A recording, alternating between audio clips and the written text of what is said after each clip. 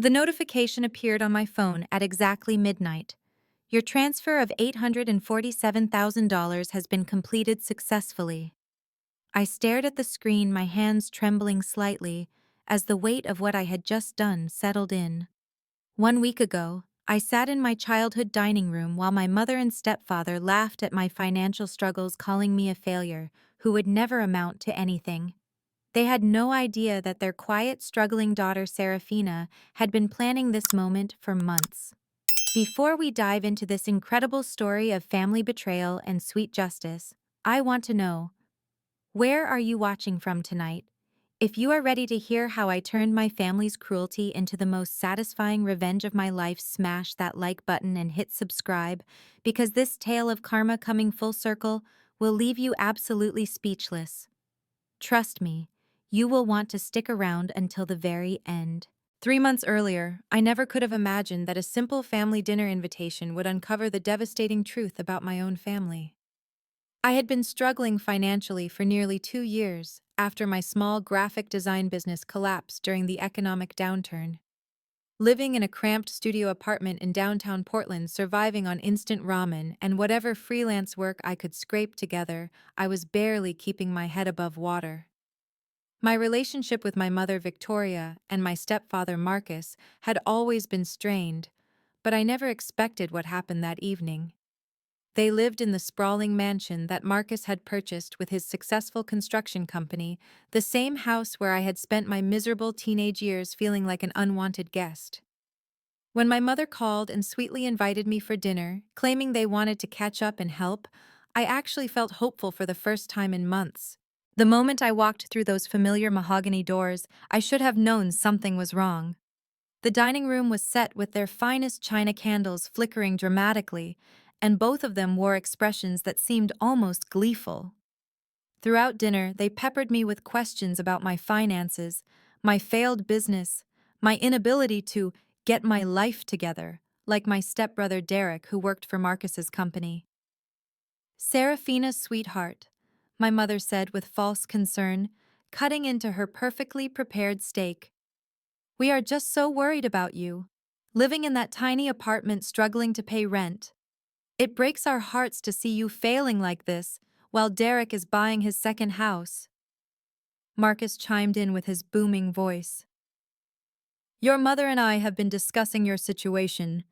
We think it might be time for you to accept that entrepreneurship just is not for you. Maybe you should consider going back to school, getting a real job. We could help with tuition, of course." The conversation continued in this vein for over an hour, each comment designed to highlight my failures and their success. They spoke about Derek's promotion, his new BMW, his perfect wife and children, always circling back to my shortcomings. When they finally offered their help, it came with conditions that would essentially make me their dependent servant. "We could let you move into the guest house," Victoria offered magnanimously, "and you could help around the property, do some landscaping, cleaning, assist with our dinner parties. In exchange, you would have free room and board while you figure out your next steps." The humiliation burned in my chest, but what came next was far worse. As I excused myself to use the bathroom, I accidentally overheard them talking in the kitchen while they prepared dessert. Their voices carried clearly through the thin walls, and what I heard made my blood run cold. "God, she looked so pathetic sitting there." Marcus laughed cruelly. "Did you see her face when we offered the guest house, like a kicked puppy?" "I almost felt bad for her," my mother replied, but her tone was anything but sympathetic. "But honestly, Marcus, this is perfect timing. With Derek needing that loan for his expansion project, having Serafina desperate and grateful will make everything so much easier." "You are absolutely right, Victoria. Having her here as free labor while Derek gets another 200,000 from her trust fund will work out beautifully. She has no idea how much money is sitting in that account, does she?" My legs nearly gave out beneath me. "Trust fund? What trust fund?" I pressed myself against the wall, straining to hear every word. "Her grandmother left her nearly $1 million when she was 18, Victoria continued casually, as if discussing the weather. I have been managing it as her financial guardian since she was still in school. The beauty is, she signed all those papers when she turned 21 without reading them. She thinks she is broke, but that money has been earning interest for years. And legally, you can keep controlling it as long as she remains financially dependent. Exactly. As long as she cannot prove she is financially stable, I maintain control as her appointed financial guardian. Derek has already benefited from several loans that will never be repaid. This construction project will drain another chunk, and by the time Serafina figures out what happened, there will be nothing left to fight over. The room spun around me as the full scope of their betrayal became clear. My own mother had been stealing from me for years, keeping me in poverty while funding my stepbrother's lavish lifestyle. Every struggle, every sleepless night worrying about rent, every humiliation I had endured, all of it was orchestrated by the woman who was supposed to protect me. I managed to compose myself enough to return to the dining room, where they served dessert with bright smiles and continued their performance of concerned parents. I played along, pretending to consider their offer, while my mind raced with plans. When I finally left that night promising to think about their proposal, I was no longer the broken, desperate daughter they thought they knew. The drive home was a blur of rage and determination. I sat in my car outside my apartment building for hours, researching financial guardianship laws, trust fund regulations, and every legal avenue available to me. What I discovered was both devastating and empowering. Victoria had indeed been stealing from me, but her methods were clever and well documented. She had been careful to make every withdrawal appear legitimate on paper. However, her confidence in my ignorance would prove to be her downfall. She had no idea that my failed graphic design business had actually taught me quite a bit about financial software document management, and most importantly, how to navigate complex digital systems. More crucially, she had underestimated my ability to fight back when cornered. By dawn, I had a plan forming. It would require patience, careful research, and perfect timing, but I was going to expose their fraud and reclaim what was rightfully mine.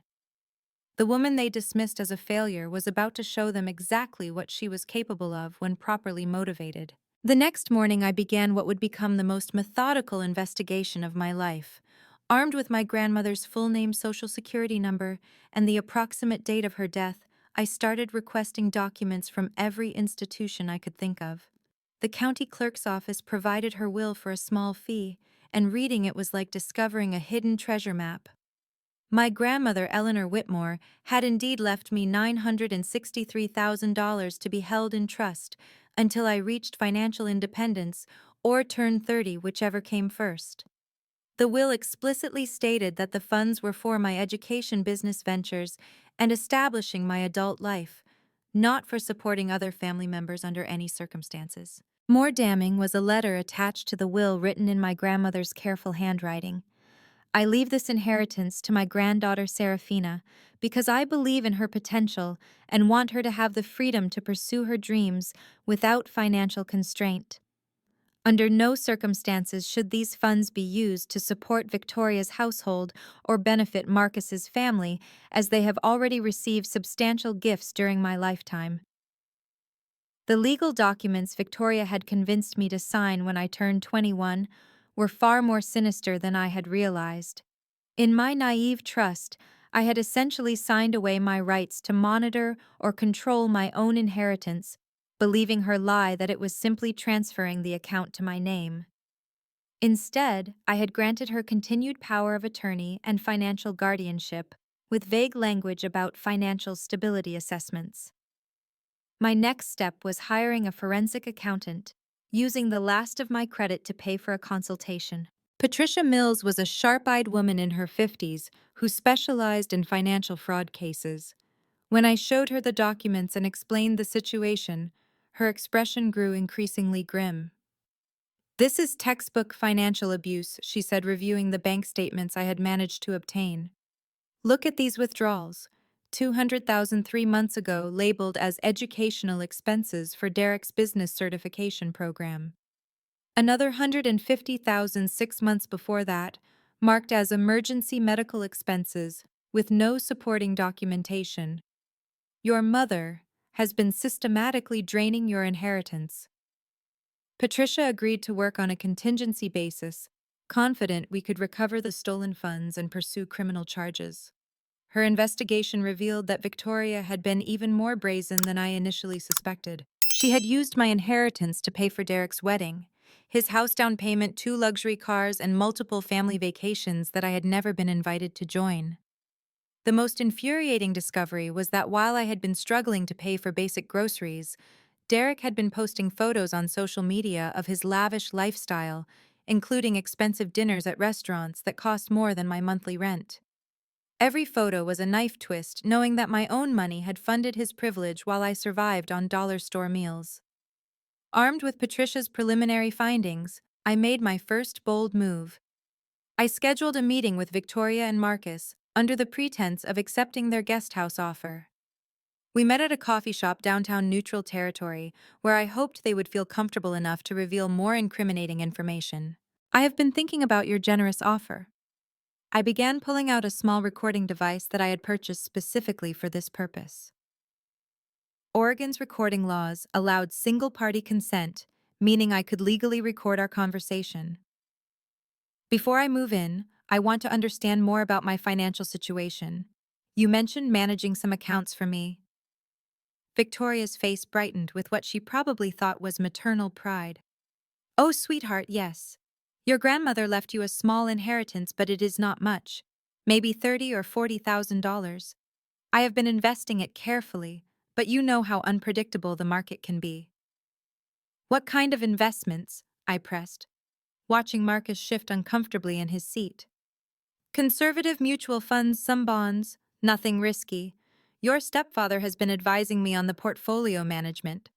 She reached over to pat my hand condescendingly. Do not worry about the details, honey. Money management is complicated and you have enough stress in your life already. The recording device captured every lie, every manipulation, every casual dismissal of my intelligence. When I asked about accessing the account to help with my current expenses, Victoria became notably evasive. Well, the funds are locked in long-term investments right now, very difficult to access without penalties. But that is why our offer to help is so perfect. You would not need to touch your inheritance at all. After 45 minutes of careful questioning, I had everything I needed. Victoria had lied about the amount, the accessibility, and the current status of my inheritance.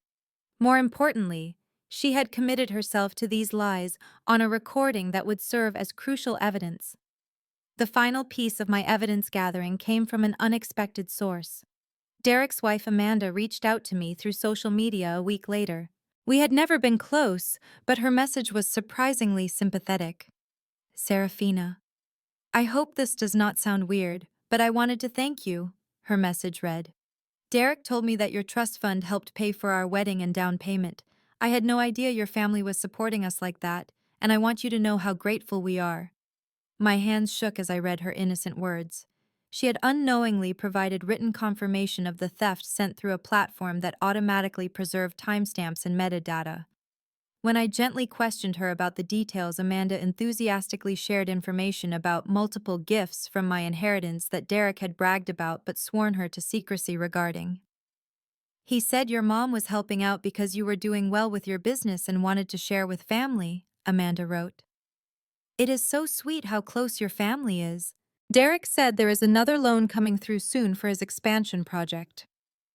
That final message was the smoking gun I needed. Not only did it confirm ongoing theft, but it proved premeditation for future theft.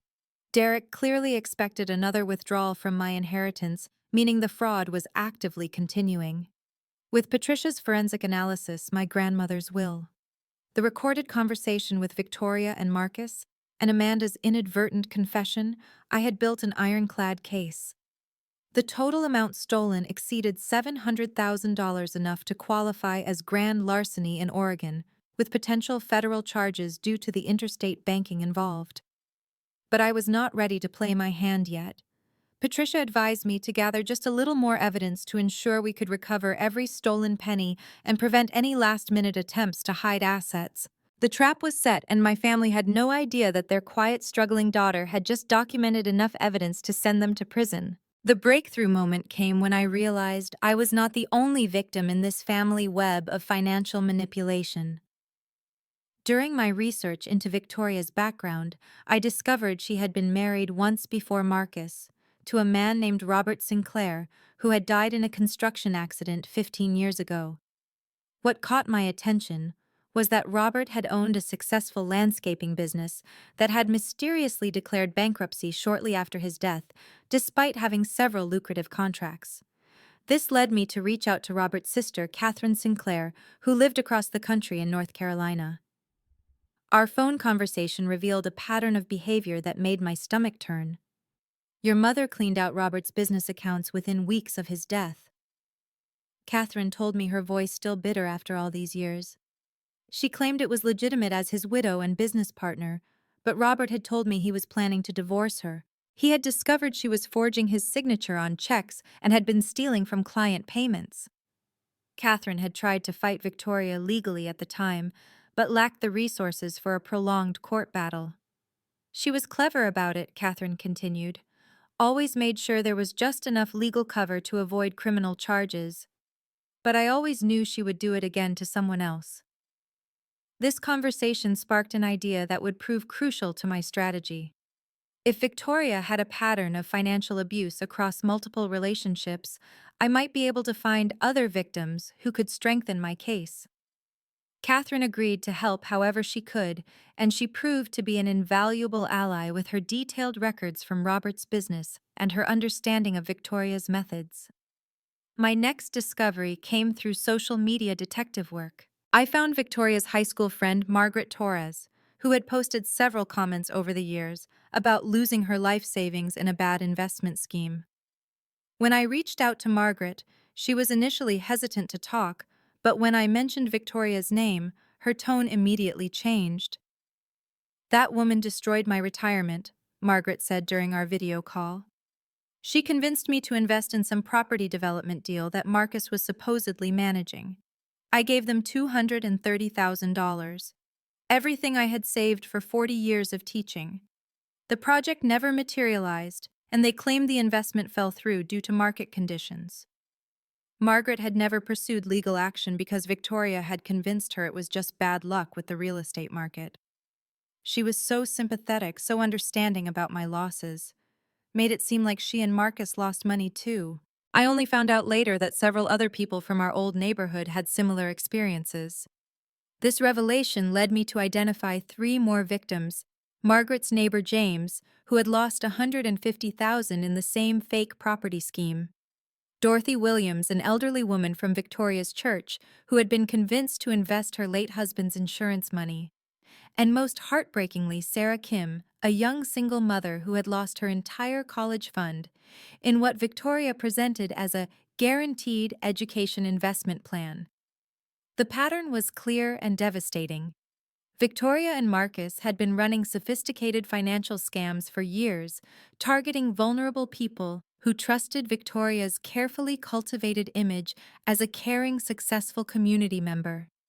They would identify people with accessible savings, widows, retirees, struggling parents, and create convincing investment opportunities that never materialized. What made their scheme particularly insidious was how they mixed legitimate business activities with fraud. Marcus did run a real construction company with actual projects, which provided cover for their fake developments. Victoria volunteered at church and maintained active friendships, which gave her access to potential victims and credibility for her investment pitches. Building this network of victims and allies completely transformed my strategy. Patricia Mills was thrilled when I presented her with this broader evidence of systematic fraud. "This takes your case from family financial abuse to criminal enterprise," she explained. "With multiple victims and a clear pattern of behavior, we are looking at federal wire fraud charges, potentially RICO violations, if we can prove it was an organized criminal conspiracy." More importantly, the other victims were eager to join forces. Catherine became our unofficial coordinator, helping to document the timeline of Victoria's fraudulent activities across multiple decades. Margaret, despite her initial hesitation, proved to be meticulous record keeper who had saved every document from her fake investment. James had actually hired a private investigator years earlier who had uncovered some of Marcus's shell companies used to funnel stolen money. Our growing alliance also provided emotional support that I had not expected to need. Talking with other people who had been manipulated and betrayed by Victoria helped me understand that her abuse tactics were not personal failings on my part, but calculated psychological manipulation that she had perfected over years of practice. Sarah Kim became particularly important to our group because her case was the most recent, and she had managed to obtain some internal documents that Marcus had carelessly left accessible. As his company's part-time bookkeeper, Sarah had been processing invoices when she noticed discrepancies between client payments and bank deposits. She had started copying documents before Victoria convinced her to invest her college money, which means we had evidence of their money laundering operations. I always felt something was wrong, Sarah told our group during one of our weekly video calls. The numbers never added up, and Marcus would get really angry if I asked too many questions about certain accounts. But Victoria was so kind to me, so supportive as a single mom. I trusted her completely. Dorothy Williams, the elderly church member, provided the most damaging evidence of all. Victoria had been so confident in Dorothy's trusting nature that she had been sloppy with paperwork. Dorothy had copies of fake contracts, forged signatures, and even email exchanges where Victoria and Marcus discussed which of Dorothy's assets would be easiest to target next. She came to my house for tea every week, Dorothy said, her voice trembling with hurt and anger. We would talk about our families, our faith, our hopes for the future, all while she was planning to steal everything I had saved for my grandchildren's education. By this point, our evidence file had grown to include bank statements, recorded conversations, email exchanges, witness testimonies, and documented losses totaling over $2 million across all victims. Patricia had brought in 2 additional lawyers who specialized in financial crimes, and they were confident we had enough evidence for both criminal prosecution and civil recovery. But the most satisfying part of building this alliance was watching Victoria and Marcus continue their normal lives, completely unaware that their past victims had found each other and were preparing to bring their criminal enterprise to a devastating end. They continued posting happy family photos on social media, attending church functions, and maintaining their respectable community image while we meticulously documented every aspect of their fraud. The plan we developed was elegant in its simplicity.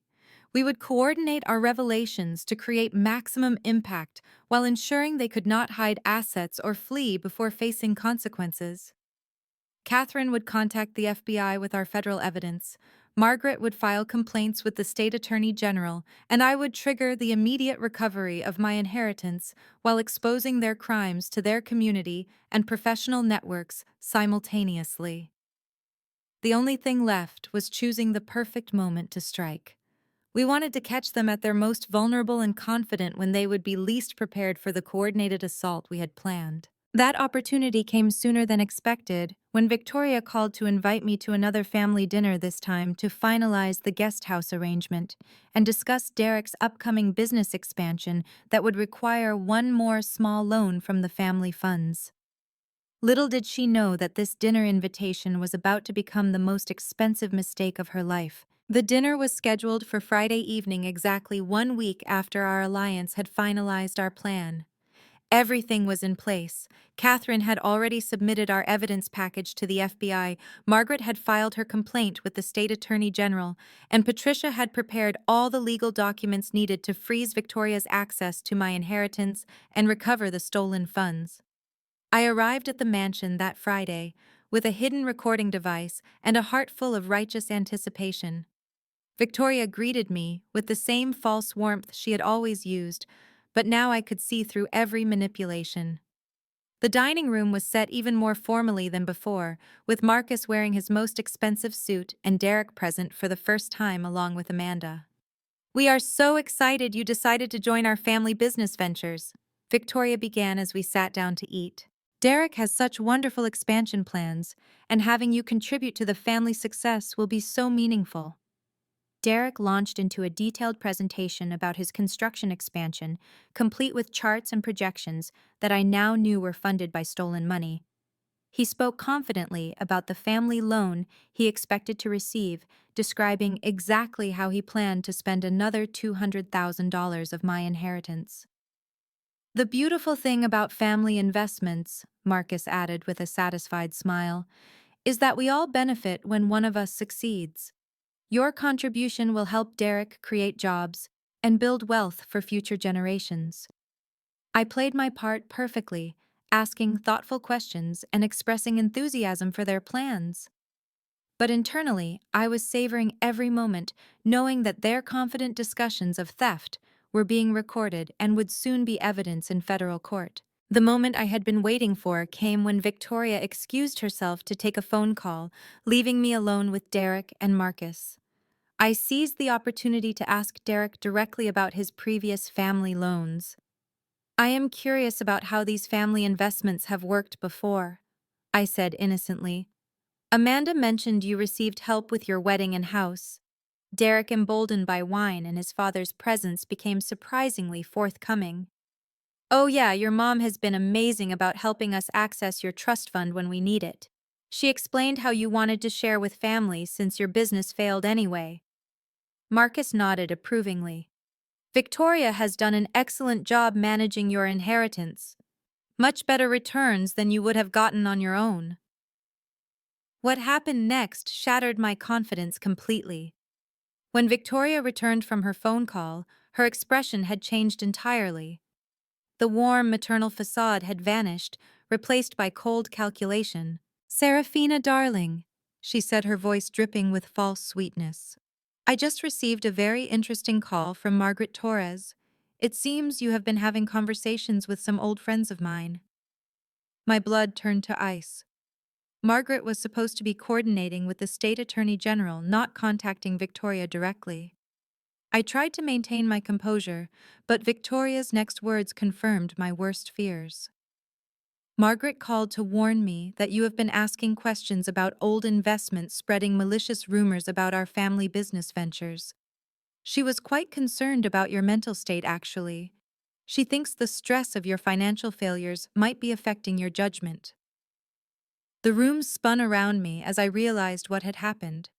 Margaret had betrayed our entire alliance, warning Victoria about our investigation in exchange for some unknown benefit. All our careful planning, all our evidence gathering, all our coordinated strategy. Victoria now knew everything. Margaret also mentioned that you have been in contact with Robert's sister. Victoria continued, her smile growing crueler. Catherine always was a bitter woman, never got over Robert's accident. I am not surprised she filled your head with conspiracy theories. Marcus leaned forward menacingly. What we are surprised by, Serafina, is your ingratitude. After everything we have done for you, you repay us by trying to spread lies about our family.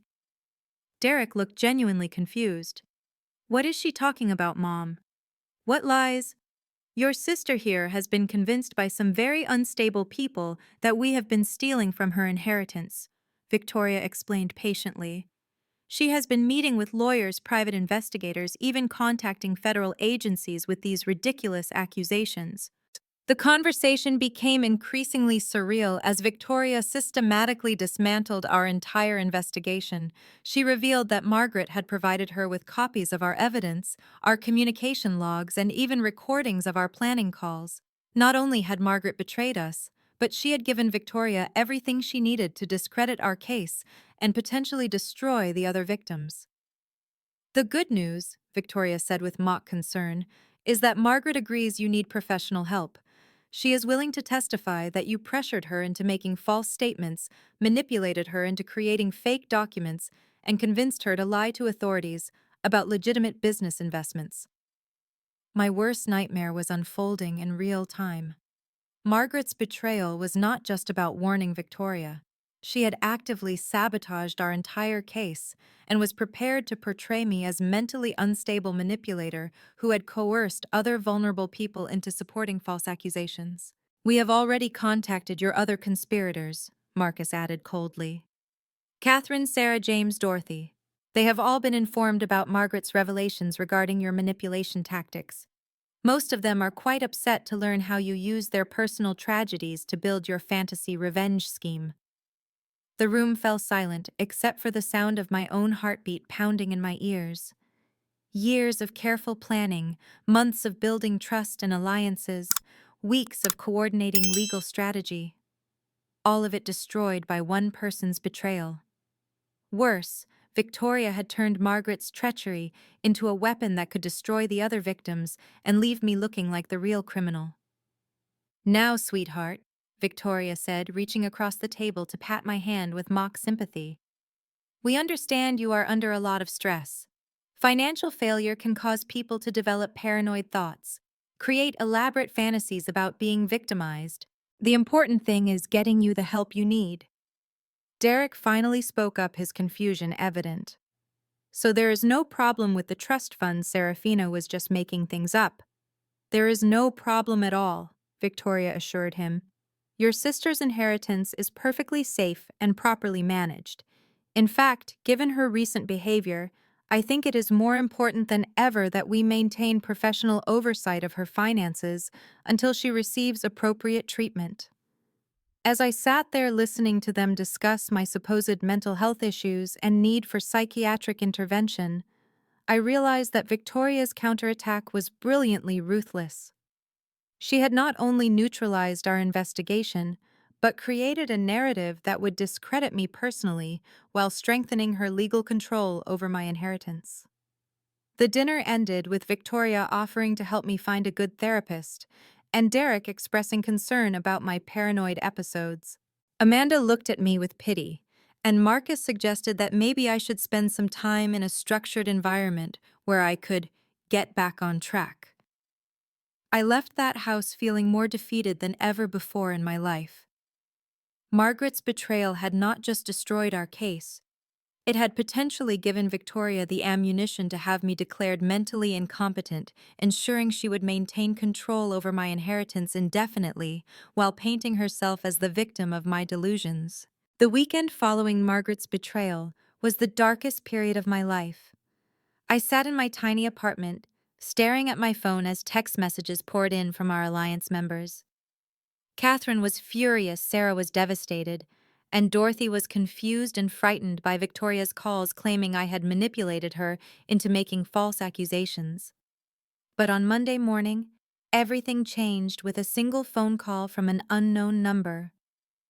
Is this Serafina? This is Agent Jennifer Walsh from the FBI Financial Crimes Unit. I need to speak with you immediately about your mother Victoria and her business activities. My heart nearly stopped. Had Victoria somehow convinced the FBI that I was the criminal? Was I about to be arrested for filing false reports? Ms. Whitmore, Agent Walsh continued, I want you to know that Margaret Torres contacted us over the weekend. She has provided crucial information about a criminal conspiracy that validates everything in your original evidence submission. I could barely process what she was saying. Margaret had betrayed us to Victoria, but then contacted the FBI. Nothing made sense until Agent Walsh explained the full scope of what had actually happened. Margaret Torres has been working as an FBI informant for the past 18 months, Agent Walsh revealed. She was recruited after we began investigating Marcus's construction company for money laundering and bid rigging. When you contacted her about Victoria, she immediately reported it to us as potential evidence in our ongoing investigation.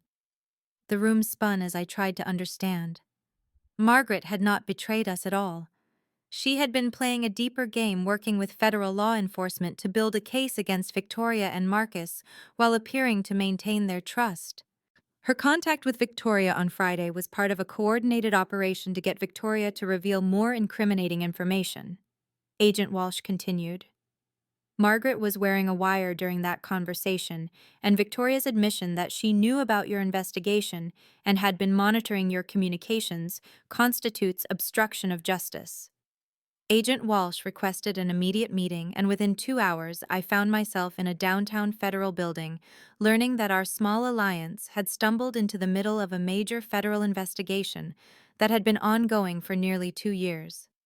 The FBI had initially focused on Marcus's construction company after multiple complaints about bid rigging and project fraud, but their investigation had gradually revealed Victoria's role in a much larger financial conspiracy. The fake property investments that had victimized Margaret and others were just one component of an elaborate money laundering scheme that involved shell companies, fraudulent contracts, and systematic theft from both individual investors and government programs.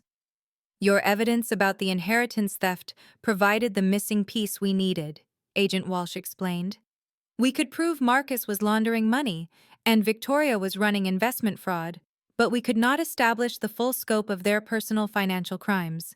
Your documentation of the trust fund manipulation shows a clear pattern that goes back decades. Even more shocking was learning that Derek was also under investigation. His rapid business success had attracted attention when financial analysts noticed that his company was winning unusually profitable contracts from Marcus's firm, often involving projects that were later abandoned or significantly modified without explanation. Derek may not be aware of the full scope of his parents' criminal activities, Agent Walsh clarified, but his business has been used extensively for money laundering. The loans he received from your inheritance were actually part of a scheme to legitimize stolen funds through fake family transactions. Margaret's role as an informant had been incredibly dangerous and sophisticated. She had maintained contact with Victoria for over a year, gradually gathering evidence while appearing to be a vulnerable victim. When our alliance contacted her, the FBI realized they could use our legitimate grievances to trigger more revelations from Victoria and Marcus. Margaret's call to Victoria was designed to make them feel confident and careless, Agent Walsh explained. We needed them to believe they had successfully discredited your investigation so they would continue their normal operations while we completed our evidence gathering. The FBI had been monitoring Victoria and Marcus's communications since Margaret's initial contact. They had recorded Victoria's gleeful discussions about neutralizing my investigation, Marcus's plans for accessing more of my inheritance, and Derek's assumptions about receiving another family loan for his expansion project. But the most devastating revelation was yet to come. Agent Walsh showed me financial records that proved Victoria and Marcus had been stealing from my inheritance for over 8 years, not just the 3 years I had discovered. The total theft exceeded $1.2 million, and they had used sophisticated accounting methods to hide the transactions across multiple shell companies and false investment accounts. Your grandmother's will contained a clause requiring annual reporting to the estate attorney, Agent Walsh explained. Victoria had been forging those reports for years, claiming your inheritance was performing poorly when it was actually being systematically drained. That alone constitutes mail fraud, wire fraud, and forgery. The federal investigation had also uncovered evidence of Victoria's previous financial crimes, including her theft from Robert's business after his death. Catherine had unknowingly provided crucial evidence when she shared Robert's business records, which showed a pattern of signature forgery and account manipulation that perfectly matched Victoria's recent methods. Most importantly, the FBI had developed a strategy to recover all stolen funds while ensuring Victoria and Marcus could not hide assets or flee prosecution. They had quietly frozen multiple accounts and placed holds on property transfers while building their criminal case. We are ready to execute coordinated arrests and asset seizures, Agent Walsh informed me. But we need your help with one final operation. We want Victoria and Marcus to attempt one more theft from your inheritance, but this time we will be monitoring every aspect of the transaction. The plan was elegant and perfectly suited to my desire for justice. The FBI would restore my legal access to the inheritance account, but they would monitor it with sophisticated tracking software. When Victoria inevitably attempted to transfer funds for Derek's business expansion, they would have real-time evidence of theft in progress, along with documentation of her illegal access to accounts she no longer had legal authority to control. The beauty of this approach, Agent Walsh explained, is that Victoria will incriminate herself through her own greed. She expects to steal another $200,000 this week for Derek's project. Instead, she will be creating the final piece of evidence needed to ensure maximum criminal penalties. My role would be to act normally, attend family functions, and give no indication that the FBI was involved. Margaret would continue feeding information to Victoria, making her feel confident and secure. Meanwhile, federal agents would be documenting every step of the theft process and preparing for simultaneous arrests of Victoria Marcus and potentially Derek if he proved to be a knowing participant. For the first time in months, I felt genuine hope and excitement. The alliance Margaret had seemed to betray was actually stronger than ever, backed by federal law enforcement and armed with evidence of crimes far more extensive than we had initially discovered. Victoria's apparent victory over our investigation would soon become the catalyst for her complete downfall. Wednesday morning arrived with the notification that would change everything forever. At exactly 9:15 a.m., my phone buzzed with a text from Victoria. Derek's expansion paperwork is ready. Transfer approved for $200,000. Will be processed this afternoon. I stared at the message knowing that FBI agents were simultaneously receiving alerts about Victoria's attempt to access my inheritance account. After months of planning and weeks of federal investigation, the moment of justice had finally arrived. Agent Walsh had prepared me for this day, but nothing could have prepared me for the emotional intensity of watching everything unfold in real time. From my apartment, I could track the digital breadcrumbs Victoria was leaving as she attempted to execute what she believed would be another routine theft from my trust fund. At 11:30, my phone rang with a call from Patricia Mills, my forensic accountant, who was now working directly with the FBI Financial Crimes Unit. "Serafina, they have got her," Patricia said, barely able to contain her excitement. "Victoria just attempted to transfer $200,000 from your account to Derek's business. Every keystroke was monitored, every authorization was recorded, and every legal violation was documented in real time." But the real satisfaction came 20 minutes later when Agent Walsh called to inform me that coordinated arrests were happening simultaneously across the city. Victoria was arrested at her house while reviewing Derek's expansion contracts. Marcus was taken into custody at his construction office while meeting with potential investors for another fraudulent development scheme. Derek was arrested at his business location where FBI agents discovered extensive records of the money laundering operation. The most shocking revelation came when agents searched Victoria's home office. Hidden behind a false wall in her closet, they discovered a sophisticated record-keeping system that documented decades of financial crimes. Victoria had meticulously tracked every theft, every forged document, every manipulated victim, apparently unable to resist keeping trophies of her successful cons. These records revealed that Victoria's criminal activities extended far beyond what we had discovered. She had been running inheritance theft schemes for over 20 years, targeting vulnerable family members, recently widowed friends, and elderly community members with accessible savings accounts. The total amount of documented theft exceeded $4 million across dozens of victims. Margaret's role as an FBI informant proved crucial in the final takedown. Her recorded conversations with Victoria provided evidence of ongoing conspiracy, obstruction of justice, and witness intimidation. When Victoria had called her other victims to discredit my investigation, Margaret had guided those conversations to elicit additional confessions that strengthened the federal case. The immediate consequences were swift and comprehensive. All stolen funds were frozen and marked for recovery, including the money used to purchase Derek's houses, cars, and business equipment. Victoria and Marcus were denied bail due to flight risk and the extensive nature of their criminal enterprise. Derek was released on bail but faced potential forfeiture of all assets purchased with laundered money. Most satisfying was watching their carefully constructed public image collapse in real time. Local news coverage featured footage of FBI agents carrying boxes of evidence from Marcus's construction office and Victoria's mansion. The community that had respected them for years learned about the decades of theft and manipulation that had funded their lavish lifestyle. But the personal vindication was even more meaningful than the criminal justice. Within 48 hours of their arrests, I had full access to my inheritance account and a team of federal accountants working to recover every stolen penny.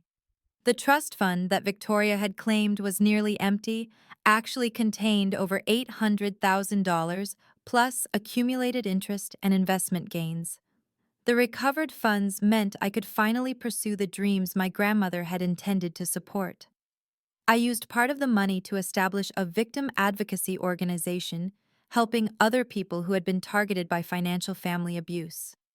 Catherine became my business partner, bringing her decades of experience fighting Victoria's manipulation tactics. Sarah Kim was able to return to college and complete her education, supported by a scholarship fund I created from the recovered money. Dorothy Williams recovered her entire savings plus interest, allowing her to establish the education fund for her grandchildren that Victoria had stolen. James and the other investment fraud victims received full restitution and additional compensation for their years of financial hardship. The most unexpected outcome was the chosen family that emerged from our alliance. Catherine, Sarah, Margaret, Dorothy, and I developed deep friendships based on mutual support and shared commitment to helping other victims. We met regularly, not just to coordinate legal proceedings, but to celebrate our victories and support each other through the ongoing healing process. Margaret's courage as an FBI informant earned her particular admiration from our group. She had risked her safety for 18 months to gather evidence against Victoria and Marcus, enduring their manipulation while secretly working to bring them to justice. Her apparent betrayal had been the most challenging part of the entire experience, but learning about her true role transformed that pain into profound gratitude. The legal resolution took nearly 2 years, but the final outcomes exceeded our most optimistic expectations. Victoria was sentenced to 15 years in federal prison for wire fraud, mail fraud, money laundering, and racketeering. Marcus received 12 years for his role in the money laundering scheme and construction fraud. Derek, who cooperated with investigators and testified against his parents, received 3 years probation and community service, but lost all assets purchased with stolen funds. More importantly, their criminal convictions created legal precedent that strengthened financial abuse protections for other vulnerable people. The case became a model for prosecuting complex family financial crimes and was studied by law enforcement agencies across the country. The personal transformation was equally profound. The broken, desperate woman who had sat in that dining room enduring humiliation had evolved into someone who could protect herself and help others do the same. The skills I developed during the investigation, research, legal analysis, alliance building, strategic planning, became the foundation for meaningful work that honored my grandmother's intention to give me freedom and independence. Looking back now, I realize that Victoria's greatest mistake was underestimating the power of people who have been pushed too far. She assumed that her victims would remain isolated, ashamed, and powerless. Instead, we found each other, supported each other, and created something stronger than any of us could have achieved alone. The dinner invitation that was meant to mock my failures became the catalyst for Victoria's complete destruction. Her confidence in her ability to manipulate and control others ultimately provided the evidence needed to expose decades of criminal behavior and ensure that justice was finally served. Have you ever experienced family betrayal that made you question everything you thought you knew about the people closest to you? The hardest lesson from my revenge story is that sometimes the people who are supposed to protect us are the ones we most need protection from. But I also learned that when we find the courage to fight back and seek justice, we can discover strength we never knew we had and create families of choice that are stronger than blood. What moments in your life taught you the most about standing up for yourself? Share your thoughts in the comments below. I love hearing your stories of overcoming betrayal and finding your own power. If this story of family karma and cold justice resonated with you, please hit that like button and subscribe for more true stories of people who refuse to stay victims. And do not forget to share this video with anyone who needs to hear that it is never too late to fight for what is rightfully yours. Thank you for watching, and remember, sometimes the sweetest revenge is simply living well and helping others do the same.